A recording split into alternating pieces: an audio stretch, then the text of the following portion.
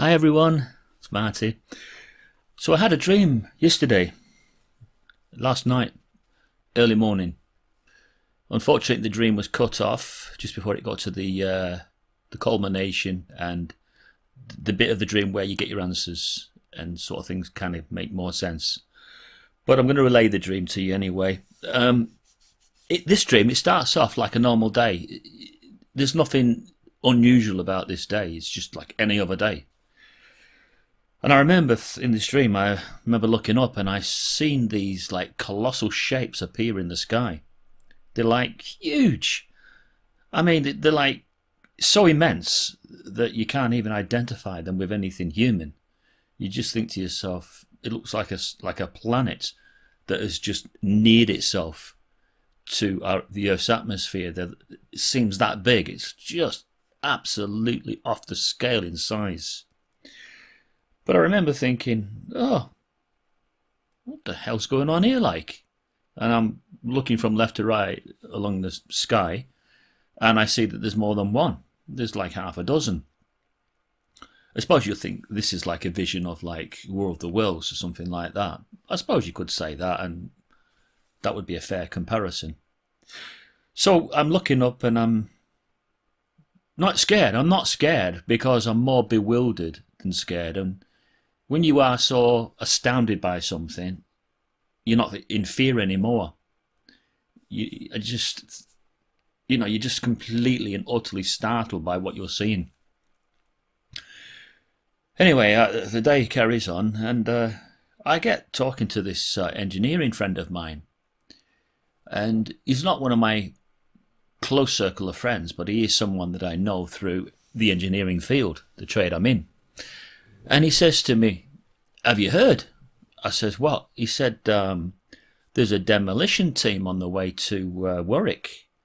There's 100 bulldozers and tractors and demolition crew are on their way. I says, no way. He says, yeah. He says, I heard it through someone else. This is like third-hand information. I says, well, that's, wow. I says, that could be huge, huge news. I wonder who else knows about it. Anyway, I keep it to myself for now, and I'm thinking, well, I'd like to be there. I'd like to witness this demolition. This would be like really incredible to be there. So I make plans to get there, and I know that the demolition team are going to turn up at 10 o'clock on that morning.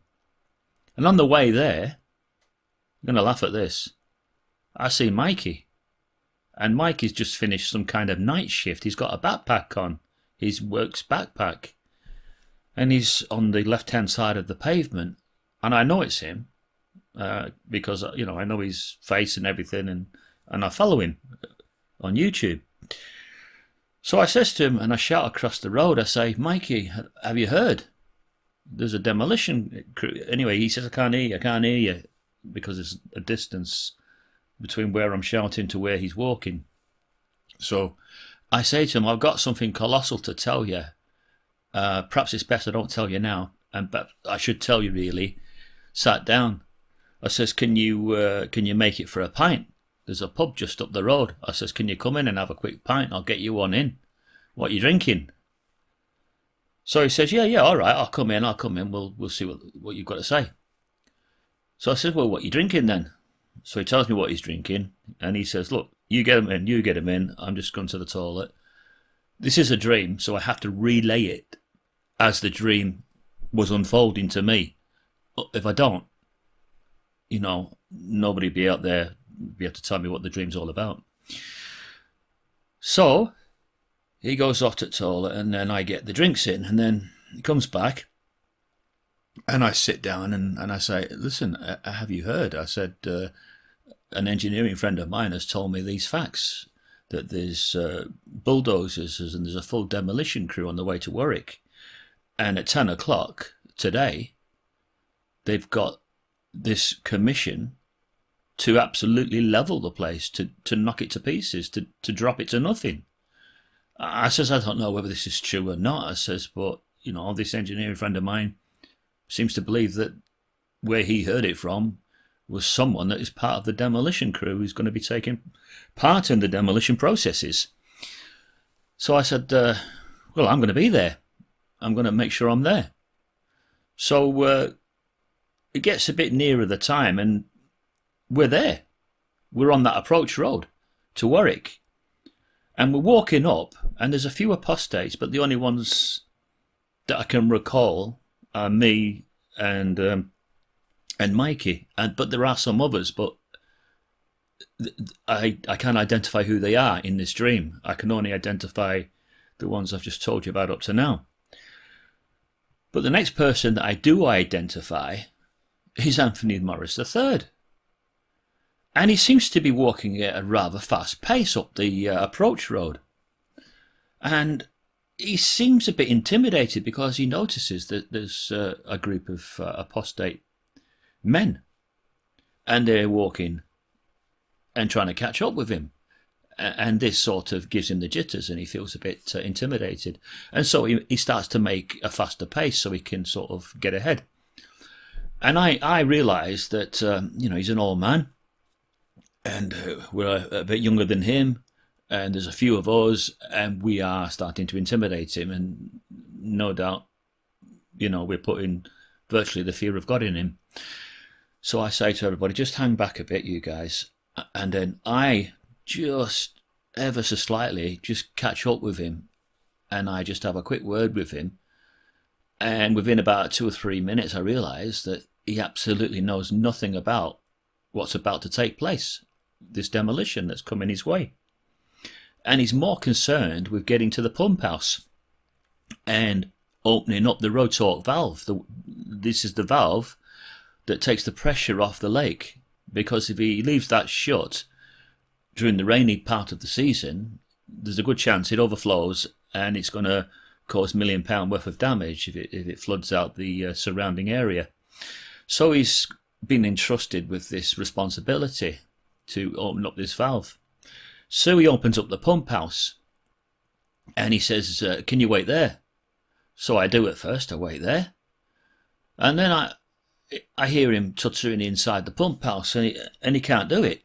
For some reason, the electric rotork valve faults and it won't open. And the lake is getting higher and higher. So I say to him, look, it doesn't matter with those rotork valves. You can put it into manual operation. You need to disengage the gearing. I'll show you how to do it if you want. And he says, well, okay then. He said, just you, no one else, just you. So I go in. And it's one of those colossal rotork valves, and it's got a big wheel head, a huge wheel head. The diameter of the valve is really, really big. It's probably sort of like 18 inches to allow, and to lower the lake at that point, it has to be a big valve, which then sidles the water away into other areas and stops the lake from overflowing. So when I get there, I can see that he's visibly shaking. He's obviously frustrated. He can't do it, and he's panicking. So I say, calm down, Mr. Morris, calm down. It is just a simple case of using the manual operation. Allow me to show you. So I'm showing Mr. Morris how to open his valve, and it takes me 2 minutes to open it fully. And as I'm opening up the valve, I can hear in the background all this thunderous vehicle noise of heavy machinery. And I look at him, and he's visibly shaking. He just has no idea about what's about to happen. And at that point there, unfortunately, I actually woke up. Otherwise, who knows where this dream could have gone.